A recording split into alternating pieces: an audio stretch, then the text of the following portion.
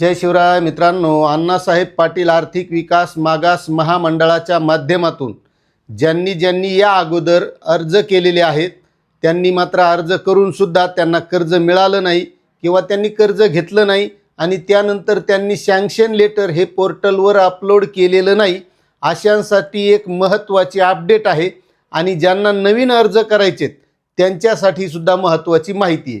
आता एक लक्षात घ्या, 31 डिसेंबर 2025च्या अगोदर बऱ्याच मराठा समाजातील बांधवांनी अण्णासाहेब पाटील महामंडळाच्या माध्यमातून ऑनलाईन पद्धतीने अर्ज केले, LY जनरेट झाले।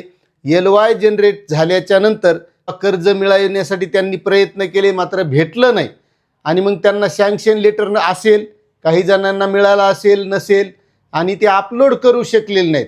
मात्र आता त्यांना जर नव्याने अर्ज करायचे असतील तर आता त्यांना अण्णासाहेब पाटील आर्थिक विकास मागास महामंडळाच्या पोर्टलवर लॉग इन करून त्या लॉग इनमध्ये तुमचा जो काही जुना अर्ज तुम्हाला दिसेल तिथं डिलीट ऑप्शन आहे, ते डिलीट ऑप्शनवर डिलीट करून टाकायचा तो जुना अर्ज आणि पुन्हा एकदा नव्यानं कागदपत्र घेऊन आपल्याला नव्यानं या कर्ज योजनेचा लाभ मिळवण्यासाठी ऑनलाईन पद्धतीनं अर्ज करता येणार आहे।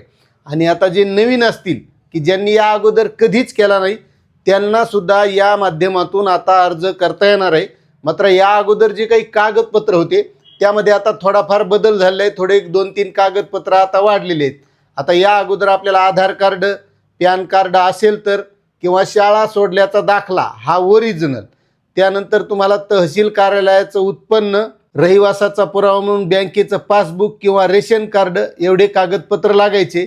मात्र यामध्ये आता वाढ झाली आहे, 7/12 आणि होल्डिंग हे 2 कागदपत्र आपल्याला नव्यानं लागणार आहेत आणि त्यासोबत एक स्वयं घोषणापत्र हे त्याच पोर्टलवर आहे, ते डाउनलोड करायचं आणि एक प्रकल्प अहवाल तो सुद्धा त्याच पोर्टलवर आहे, तो डाउनलोड करून आपल्याला भरून सोप्या पद्धतीनं अर्ज करता येणार आहे। आणि अर्ज करणे आता महामंडळाच्या माध्यमातून चालू आहे, त्यामुळे जर तुम्हाला या योजनेचा लाभ घ्यायचा असेल तर त्यासाठी आपण लवकरात लवकर अण्णासाहेब पाटील महामंडळाच्या वेबसाईटवर जाऊन ऑनलाईन पद्धतीनं अर्ज करायचे, अशी ही महत्त्वाची अपडेट होती।